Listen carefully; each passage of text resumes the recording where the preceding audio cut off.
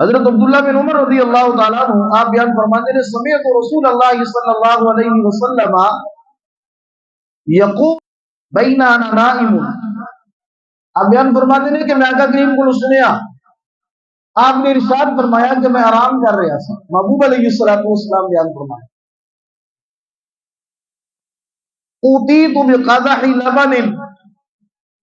تو فرمایا خواب دی حالت دی اندر میری بارگاہ دے اندر دودھ کا ایک پیالہ پیش کیتا گیا۔ محبوب علیہ السلام بیان فرماتے ہیں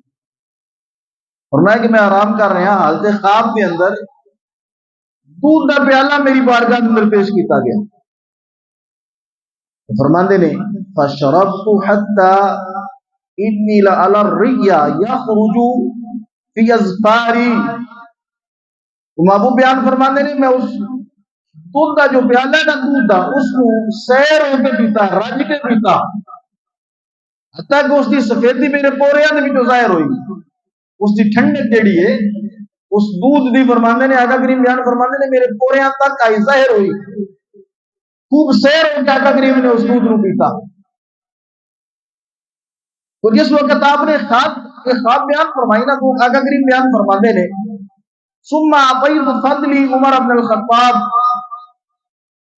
فرماندے نے جس وقت میں سیر ہو کے رج کے اس دودھ کو پی لیا ہے نا جو خواب دے اندر میں پیش کیتا گیا ہے، فرماندے نے جو اس پیالے دے اندر دودھ باقی سی نا میں اس خواب دے اندر ہی حضرت عمر فاروق کو عطا کر چھڑیا۔ تو آقا کریم علیہ السلام آپ نے اس وقت اپنی مبارک خواب بیان فرمائی، صحابہ کرام جو موجود سن انہوں نے عرض کی تھی فما اولتہ یا رسول اللہ، یا رسول اللہ اس خواب کی تعبیر کی ہے کہ خواب کے اندر آپ کو جناب دودھ کا پیالہ پیش کیتا گیا ہے، آپ نے سیر ہو کے اس کو پیتا ہے،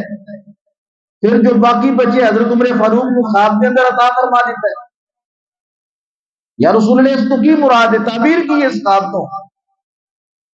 تو آقا کریم علیہ السلام آپ نے بیان فرمایا العلم، فرمایا اس تو مراد جو دودھ میں پیش کیتا گیا اس تو مراد علم ہے کہ رب تعالیٰ نے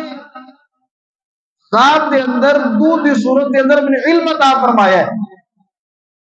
فرمایا میں جس وقت سیر ہو کے اس دودھ کو پی لیا ہے جتنا رب نے چاہیا ہے، تو جو باقی بچ گئے وہ دودھ میں عمر فاروق کو دے دیتا ہے، تو فرمایا رب نے جو میں نے علم عطا فرمایا اس علم کا وافر حصہ میں عمر فاروق کو عطا فرما دیتا ہے۔